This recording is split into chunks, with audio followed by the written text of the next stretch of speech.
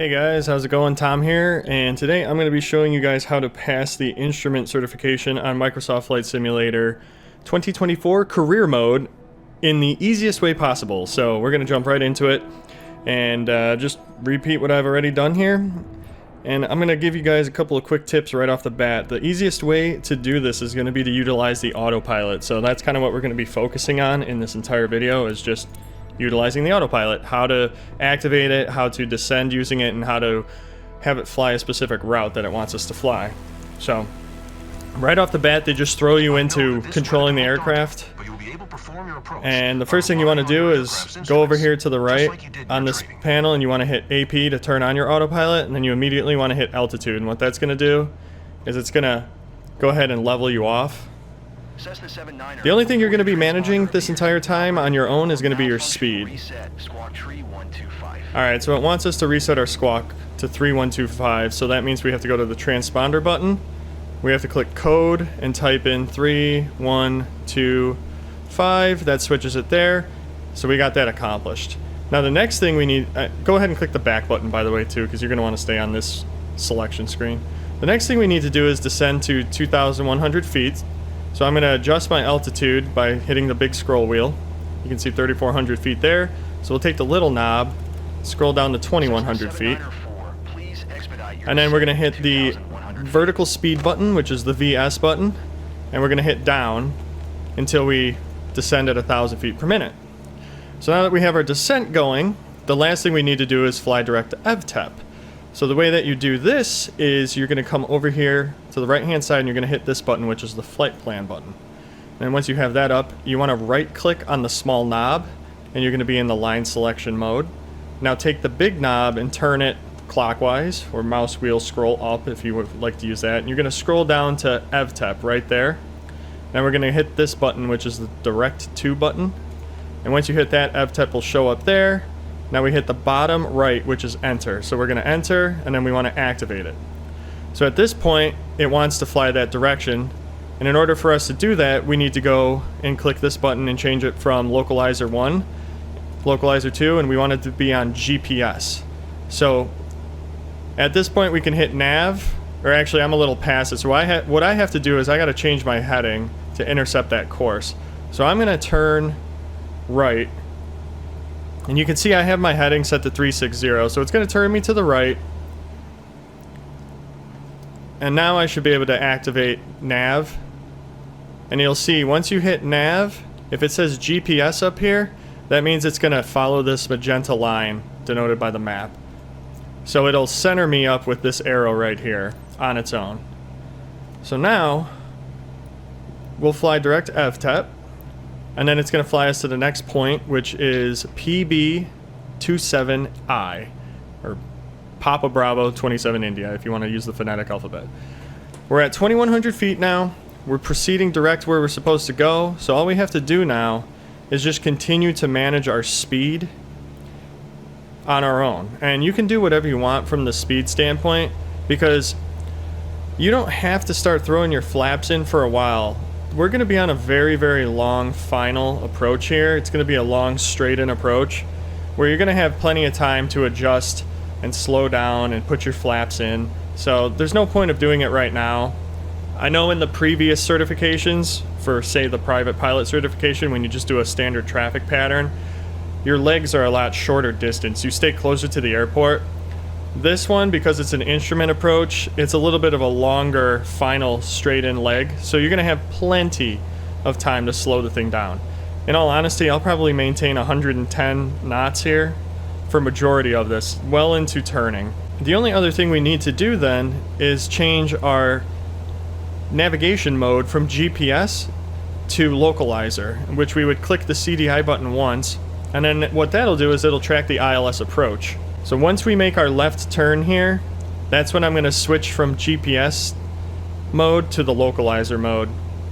And what that'll allow us to do is then intercept the glide slope.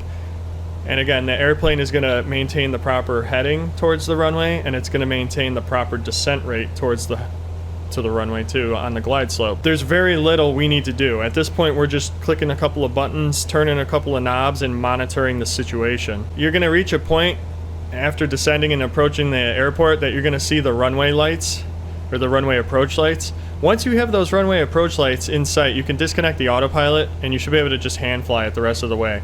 You're going to be pretty low. You're going to be a couple hundred feet above the ground, so you're not going to be hand flying it for a long time. So make sure you guys keep contacting air traffic control. It won't fail you for not doing that, but it'll ding you some points. So I'm going to go ahead and switch us over to localizer 1, and then I'm going to hit the approach button over here. What that's going to do is it's going to turn me right to intercept. Alright, so we are now intercepting the localizer, and you can see this changed from GPS to localizer, so now we're tracking the runway course. And then this right here is the glide slope, so this diamond is going to continue down, and once it hits here, we're going to then start our descent and stay in line with it.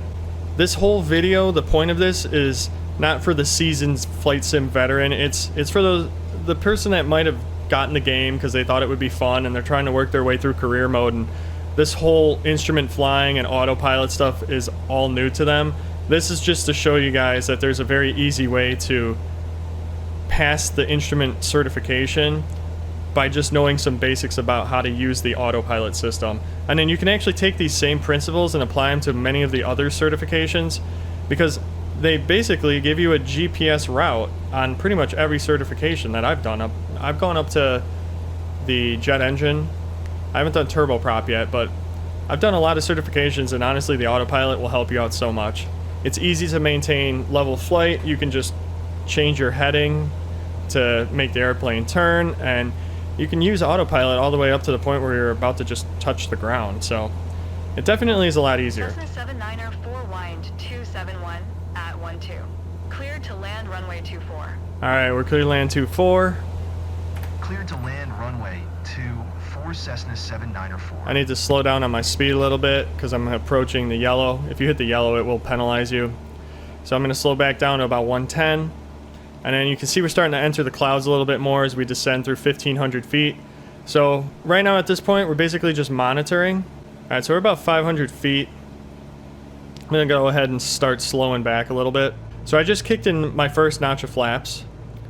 You can see the runway showing up here on the synthetic vision. So I'm going to go ahead and throw in my second notch.